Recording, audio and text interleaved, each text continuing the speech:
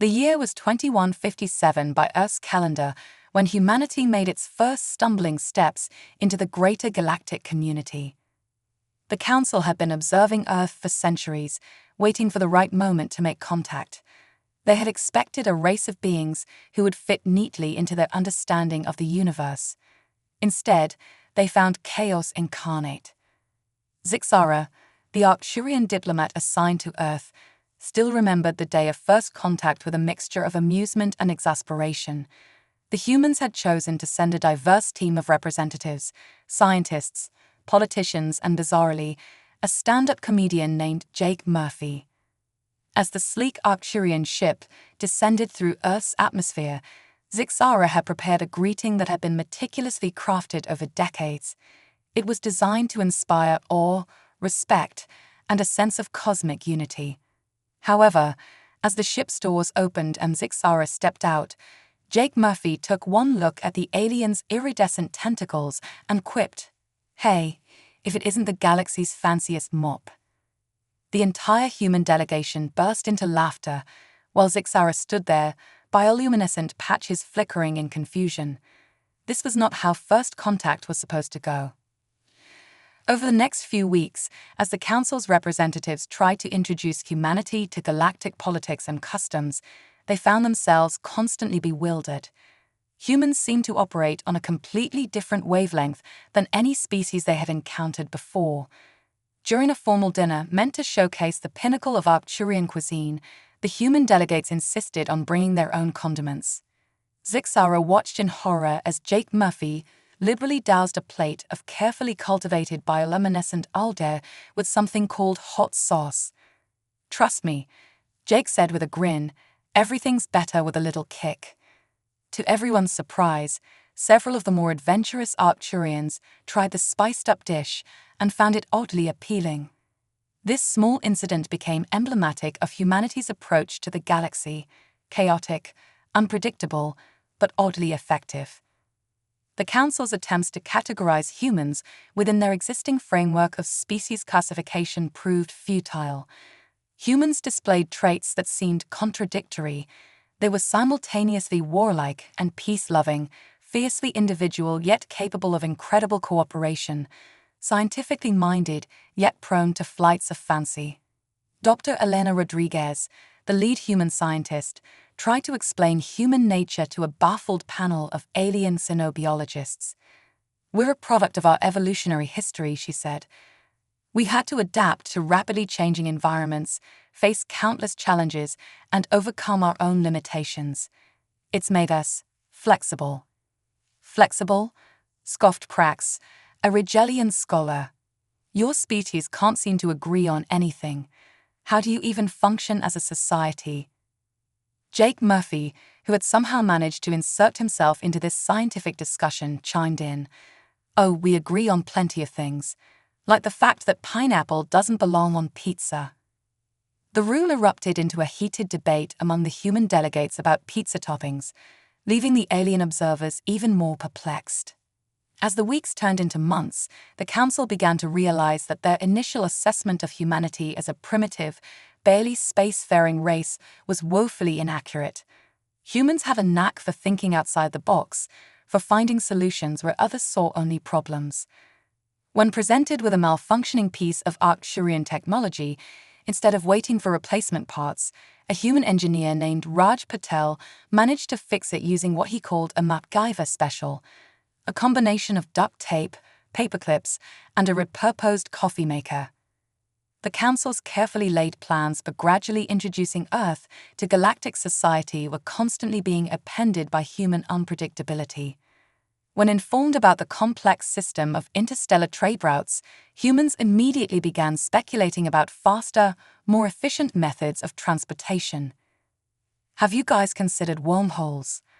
asked Dr. Rodriguez, casually dropping a concept that made several alien physicists faint. As the first year of human-alien relations drew to a close, the Galactic Council found itself in an unprecedented situation.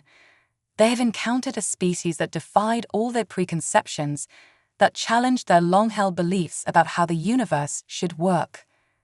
In a private meeting, Zixara confided to his fellow diplomats, I believe we may have miscalculated. These humans, they're unlike anything we've ever seen. Krax, still nursing a headache from trying to understand human humor, grumbled, "They're a menace to the established order." But Lure, a wise Andromedian observer, offered a different perspective. "Perhaps," she said, her crystalline form shimmering thoughtfully, "they are exactly what our stagnant galactic community needs. A catalyst for change." As the Council debated long into the night, Earth continued its chaotic, exuberant entry into galactic affairs. Humanity, blissfully unaware of the upheaval they were causing, looked to the stars with wonder and excitement, ready to leave their mark on the cosmos. Little did they know that their greatest test, and their chance to truly show what humanity was capable of, was just around the corner. The galaxy was about to learn that when it came to humans, expecting the unexpected was the only sane approach. As Earth's integration into the galactic community progressed, the true nature of humanity's impact began to unfold. The Galactic Council, still reeling from the chaos of first contact, found themselves facing an unprecedented challenge: how to harness the unpredictable energy of their newest members without destabilizing millennia of carefully cultivated order. The Rigelian embassy on Earth became ground zero for this cultural clash. Ambassador Krax, known for his rigid adherence to protocol, found himself at wit's end trying to manage the constant stream of human visitors, each bringing their own unique brand of chaos. One particularly memorable incident involved a human diplomat named Aisha Khalid. During a formal presentation on Rigelian etiquette, Aisha's young daughter, who had somehow snuck into the proceedings, loudly asked why the Rigelians looked like angry broccoli. The ensuing laughter from the human delegation nearly caused an interstellar incident. Yet, it was precisely this unpredictability that began to shake the foundations of galactic society. Human scientists, unbound by centuries of accepted theory, started proposing radical new ideas in fields ranging from physics to biology. Dr. Elena Rodriguez, working in collaboration with a team of Andromedian researchers, made a breakthrough in quantum communications that revolutionized interstellar data transfer. "It's simple, really," Dr. Rodriguez explained to a bewildered audience of alien scientists. "We just had to think of subspace as less of a barrier and more of a playground."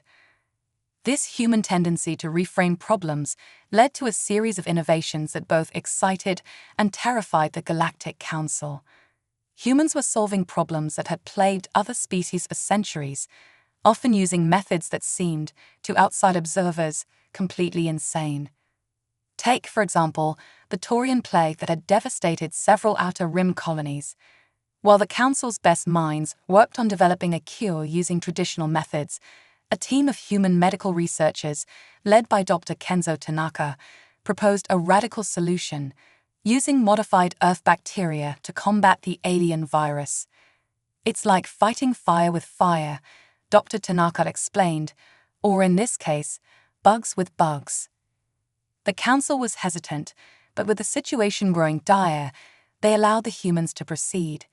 To everyone's amazement, the treatment worked, saving millions of lives and earning humanity its first galactic accolade.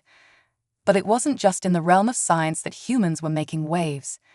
Earth's culture, with its dizzying variety of art, music, and entertainment, began to spread across the galaxy like wildfire. Alien youth, in particular, were drawn to the vibrant, often rebellious nature of human expression. Jake Murphy, the comedian who had inadvertently become Earth's cultural ambassador, found himself hosting a galactic variety show that became the most watched program in 5 sectors. His irreverent humor, once a source of confusion, was now sparking conversations and changing perspectives across species lines. "You know you've made it," Jake quipped during one of his shows, "when your mom calls to say she's proud of you, and it turns out she's been replaced by a shape-shifting Zygon." True story, folks. As human influence grew, so did the concerns of some council members. They feared that the rapid changes brought by humanity might destabilize the delicate balance of power that had kept the peace for millennia. Zixara, who had become something of an expert on human affairs, argued passionately for continued cooperation. Yes, humans are chaotic, he admitted in a crucial council session, but their chaos brings growth, innovation, and a new way of looking at the universe. We need that vitality. The debate raged on, but it was interrupted by an urgent message from the Outer Rim. A previously unknown alien force had appeared, attacking Council worlds with terrifying efficiency. The Galactic Defense Fleet, accustomed to minor skirmishes and peacekeeping missions, found itself outmatched and overwhelmed. In this moment of crisis, all eyes turned to Earth. Humanity, with its penchant for warfare and its ability to think outside the box, suddenly became the galaxy's best hope for survival. General Lena Chen, the newly appointed human representative to the Galactic Defense Council, surveyed the strategic hologram with a grim expression.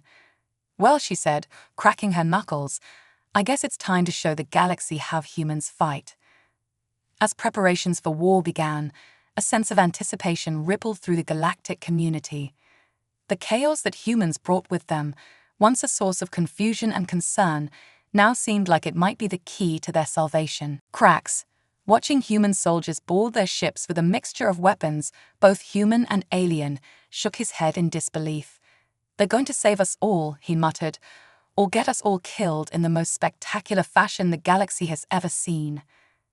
Little did he know how right he was. The battle that was about to unfold would not only decide the fate of the galaxy, but would finally answer the question that had plagued the Council since first contact. What were humans truly capable of when pushed to their limits? As the fleet prepared to jump to hyperspace, Jake Murphy, who had somehow managed to embed himself as a morale officer, summed up the mood with a quip that would soon become famous across the stars.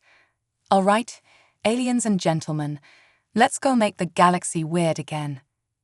The stage was set for humanity's greatest test yet, a crucible that would either prove their worth to the galactic community or confirm the worst fears of those who saw them as an unpredictable threat. The next chapter in this cosmic drama was about to begin, and no one, not even the humans themselves, could predict how it would end. The conflict that had erupted on the edges of known space quickly escalated into a full-scale war. The mysterious attackers, dubbed the Void Collective by human military analysts, proved to be a formidable enemy. Their biomechanical ships seemed to absorb energy weapons, and their tactics were unlike anything the Galactic Defense Fleet had ever encountered. Novus Prime, a bustling hub world at the intersection of several major trade routes, became the focal point of the conflict.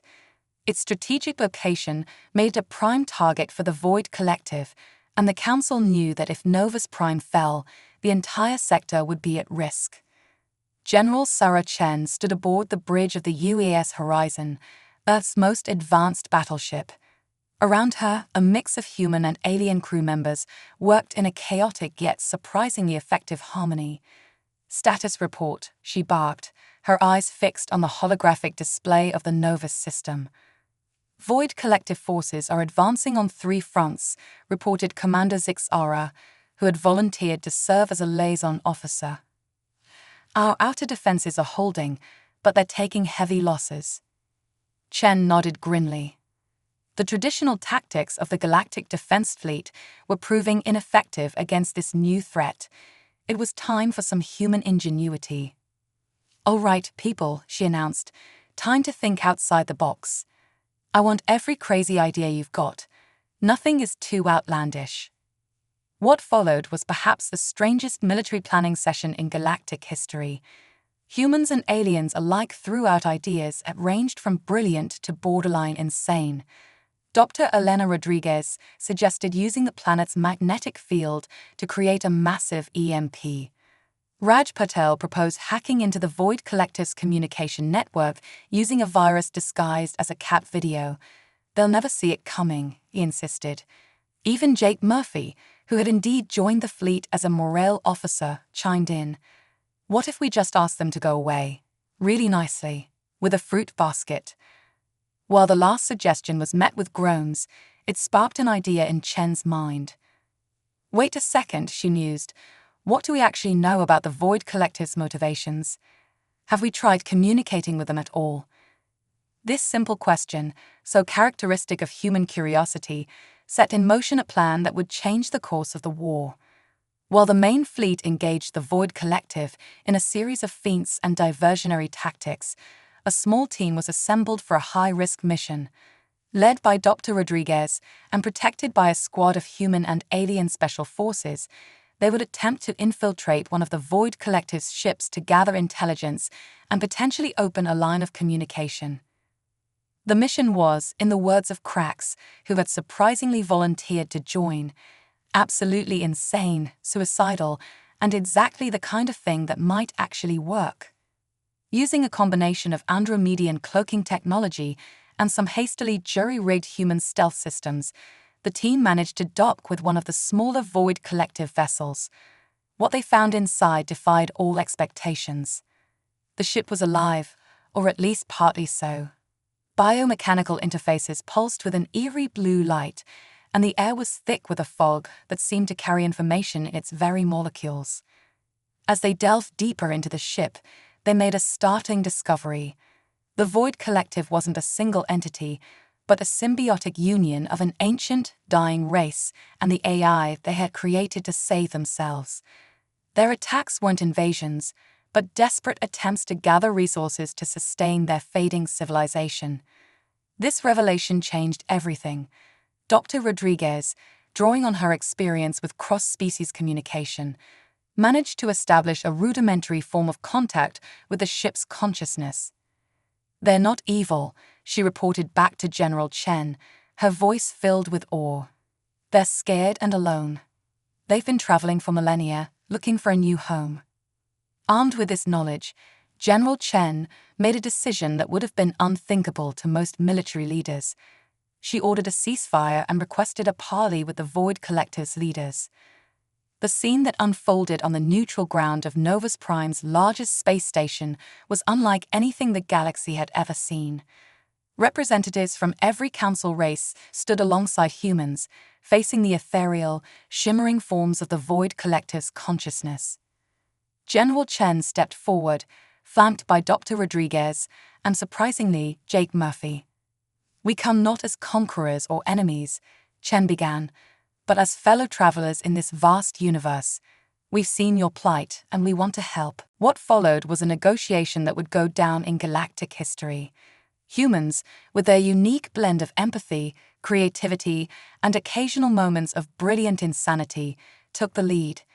They proposed a solution that was audacious in its scope, a massive cooperative effort to find a suitable planet for the Void Collective, combining the bioengineering skills of their ancient race with the terraform technology of the Council worlds. Jake Murphy, in a moment of unexpected diplomacy, sealed the deal with a joke that, once translated, caused the Void Collective to emit a harmonic resonance that the humans interpreted as laughter.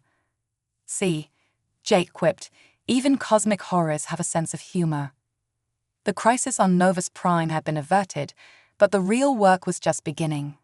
The Galactic Council, initially skeptical of the humans' unorthodox approach, now found themselves relying heavily on Earth's expertise in problem-solving and adaptation. Project New Dawn, as it came to be called, was the most ambitious undertaking in the history of the galaxy. Its goal, to find and terraform a suitable planet for the Void Collective while helping them transition from their current biomechanical state to a more stable form of existence. Dr. Lena Rodriguez led the scientific team, working tirelessly to understand the complex biology of the Void Collective. "It's like trying to solve a puzzle where the pieces keep changing shape," she explained during one of her rare breaks. "But that's what makes it exciting." Raj Patel, the engineer who had once fixed alien tech with duct tape, now found himself in charge of developing new terraforming technologies. His team's innovations, combining human ingenuity with alien engineering, promised to revolutionize planetary transformation. Even Krax, the once skeptical Regellian diplomat, had become one of humanity's staunchest advocates. "They're chaos incarnate," he admitted to the Council, "but it's a chaos that breeds creativity and progress. We need them." As months turned into years, the project faced numerous setbacks and challenges. The search for a suitable planet proved more difficult than anticipated, and helping the Void Collective maintain their cohesion during the transition pushed the limits of scientific understanding. It was during one of these critical moments, when the project seemed on the verge of failure, that humanity's unique qualities shone brightest. A young human xenobiologist named Aisha Khalid, the very same who had once called Rigelians angry broccoli as a child, made a breakthrough. "We've been thinking about this all wrong," she announced to a room full of tired scientists and diplomats. "We're not just finding them a new home, we're helping them evolve. What if we could guide that evolution?" Her proposal was radical. Use a combination of genetic engineering and quantum entanglement to help the Void Collective transition into a form that could thrive in a variety of environments. It was dangerous, ethically complex, and exactly the kind of out-of-the-box thinking that humans were known for. The debate that followed was intense. Some council members argued that it was too risky, that playing with the fundamental nature of a species crossed a line.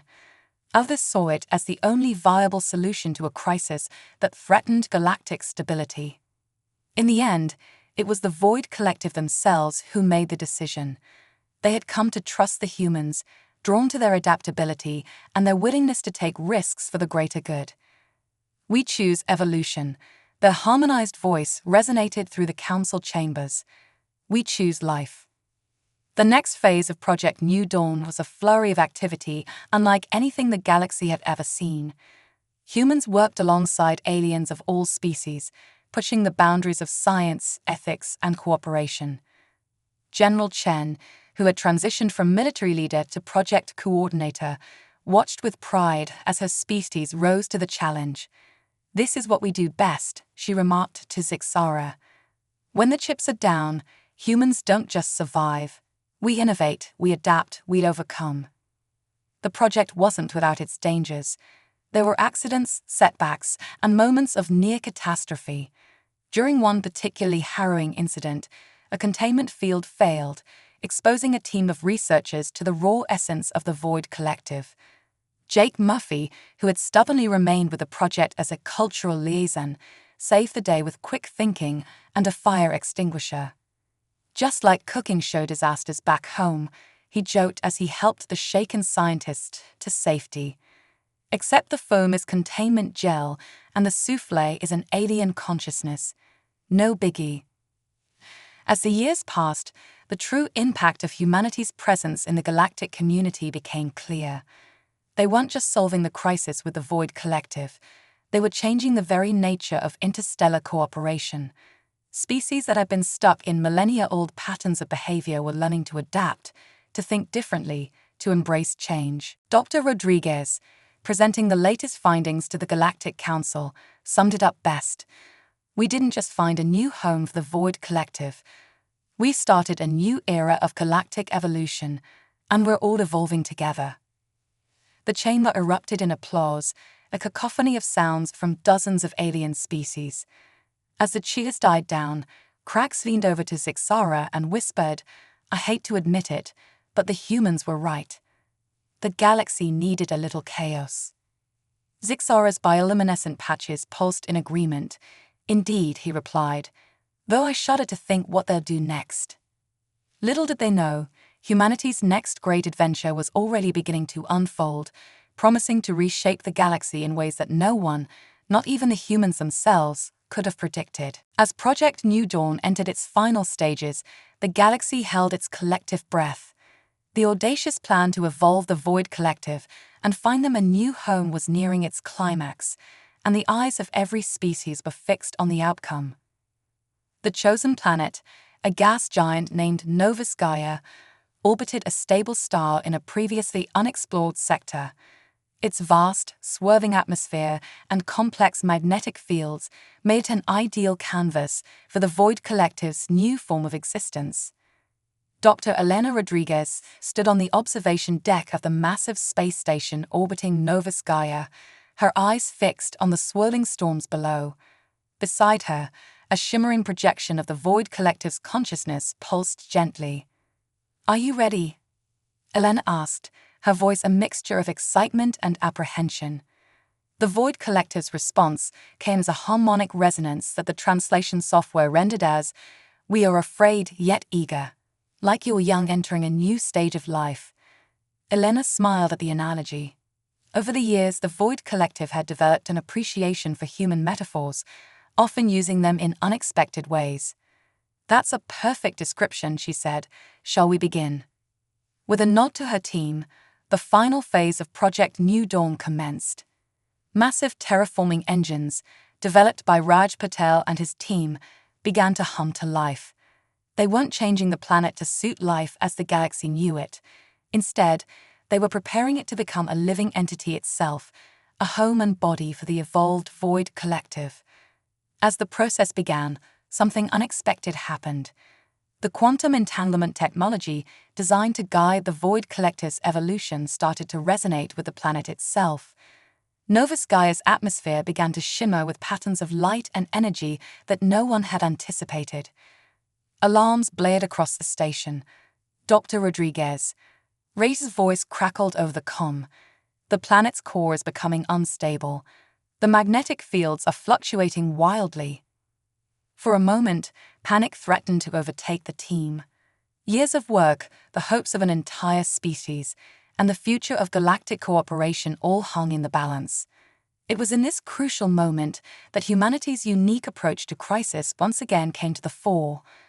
"Wait," shouted Aisha Khalid, her eyes wide with sudden understanding.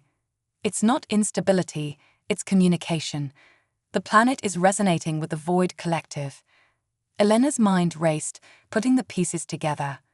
"Of course," she breathed. "We're not just giving them a new home. They're becoming the home." With lightning speed, the team adjusted their approach. Instead of trying to control the process, they began to facilitate it, using their technology to strengthen the connection between the Void Collective and Novus Gaia. The sight that unfolded over the next few hours was unlike anything the galaxy had ever witnessed.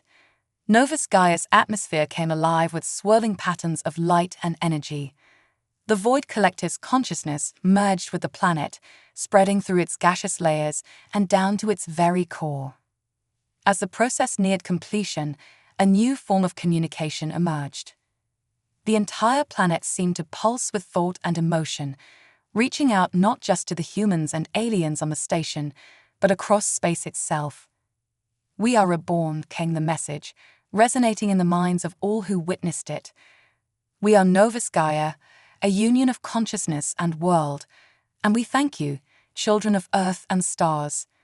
The impact of this event rippled across the galaxy. What had started as a crisis had become a revolution in the understanding of life, consciousness, and the very nature of existence. Species that had long thought themselves to be at the pinnacle of evolution now realized they had only scratched the surface of what was possible. In the days that followed, as news of the successful transformation spread, the Galactic Council found itself flooded with requests. Species from across the galaxy, inspired by the Void Collective's transformation, sought to explore new forms of existence and cooperation. General Chen, addressing a special session of the Council, spoke of the broader implications. "What we've witnessed is more than just the salvation of one species," she said. "It's a glimpse into the true potential of life in this universe. And it all started because we dared to think differently, to challenge our assumptions about what was possible." The council chambers erupted in applause, a cacophony of sounds from countless alien species. As the cheers died down, Krax turned to Zixara, a look of wonder on his face. "I never thought I'd say this," he admitted, "but the humans have opened up a whole new universe of possibilities for us all." Zixara's bioluminescent patches pulsed in agreement. "Indeed," he replied, "though I can't help but wonder, what remarkable chaos will they bring to the galaxy next?" As if on cue, Jake Murphy's voice rang out across the chamber. "Hey, has anyone considered the tourism potential of a sentient planet? I'm thinking cosmic consciousness cruises. It'll be a hit." The chamber filled with a mixture of laughter, groans, and excited chatter. In that moment, it was clear that the galaxy would never be the same. Humanity had not just found its place among the stars, it had reshaped the very nature of galactic civilization.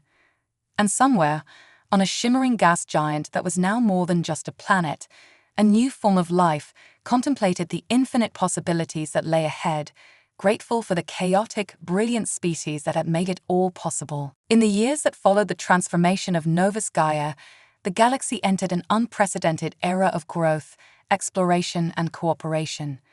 The success of Project New Dawn had opened up new avenues of research and development, sparking a renaissance of scientific and cultural exchange across species lines. Earth, once a newcomer to the galactic stage, now found itself at the center of this new age of discovery. The planet became a hub for interstellar diplomacy, with aliens from across the cosmos flocking to experience the chaotic creativity that seemed to permeate human society. Dr. Elena Rodriguez, now heading the newly established Galactic Institute of Transformative Sciences, stood before a diverse crowd of humans and aliens. The auditorium buzzed with excitement as she prepared to unveil the Institute's latest breakthrough. "Ladies, gentlemen, and beings of all designations," she began, her voice filled with barely contained excitement. "What we've achieved here today will redefine our understanding of consciousness itself." With a gesture, she activated a holographic display. The audience gasped as a shimmering, multidimensional construct appeared, pulsing with patterns of light and energy. "This," Elena explained, "is the first successful mapping of a collective consciousness. By studying the unique symbiosis of Novus Gaia, we've developed a technology that allows us to visualize and interact with group minds on a fundamental level." The implications were staggering. Species that had long struggled with internal conflicts now had a tool to achieve true unity. Colonies separated by vast distances could maintain a deep, instantaneous connection. Even individual beings could explore new states of consciousness, expanding their perception in ways once thought impossible.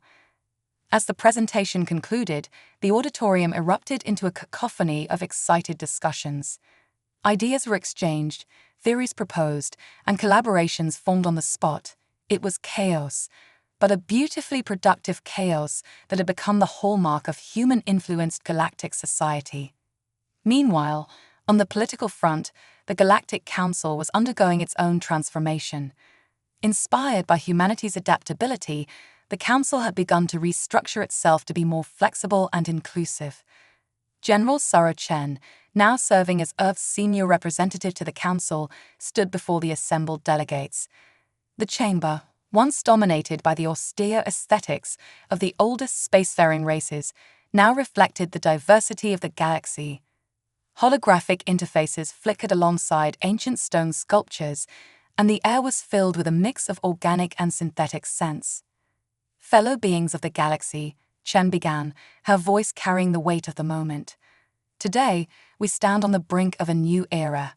The old boundaries between species, between organic and synthetic life, between individual and collective consciousness, all of these are blurring." She paused, looking around the chamber. Prax, now a staunch ally of humanity, nodded encouragingly. Zixara's bioluminescent patches pulsed in agreement. Even the representatives of Novus Gaia, manifesting as swirling vortices of light and data, seemed to lean in with interest. "I propose," Chen continued, "that we embrace this change. Let us form a new kind of union, not just a council of separate species, but a true galactic community. A civilization that celebrates our differences while working towards common goals." The proposal was bold, even by human standards. It called for the creation of shared virtual spaces where beings of all types could interact on equal footing. It suggested joint scientific and cultural projects on a scale never before attempted. Most radically, it proposed the development of a galactic constitution that will enshrine the rights of all sentient beings, regardless of their form or origin. The debate that followed was intense, with arguments and counterarguments flying back and forth. Some of the older races feared losing their identity in this new order. Others worried about the practical challenges of such deep integration.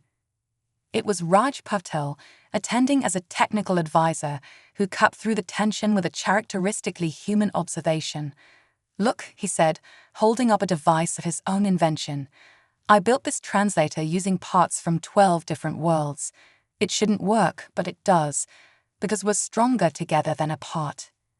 His words seemed to resonate with the assembled delegates. One by one, representatives began to voice their support for the proposal. Even those with reservations agreed that the potential benefits outweighed the risks. As the session concluded with a historic vote in favor of Chen's proposal, a sense of newfound unity filled the chamber.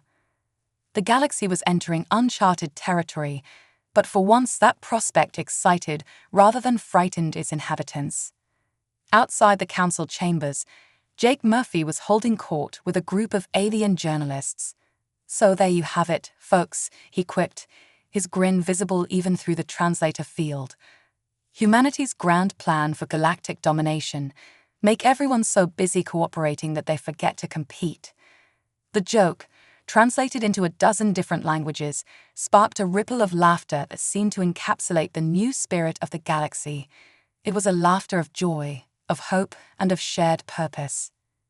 As news of the Council's decision spread across the cosmos, a wave of celebration erupted on countless worlds. In the streets of Earth's cities, humans danced alongside their alien neighbors.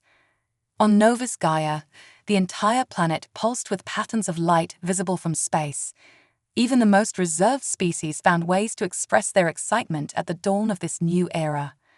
Dr. Elena Rodriguez, watching the celebrations from her lab, turned to her team with a smile.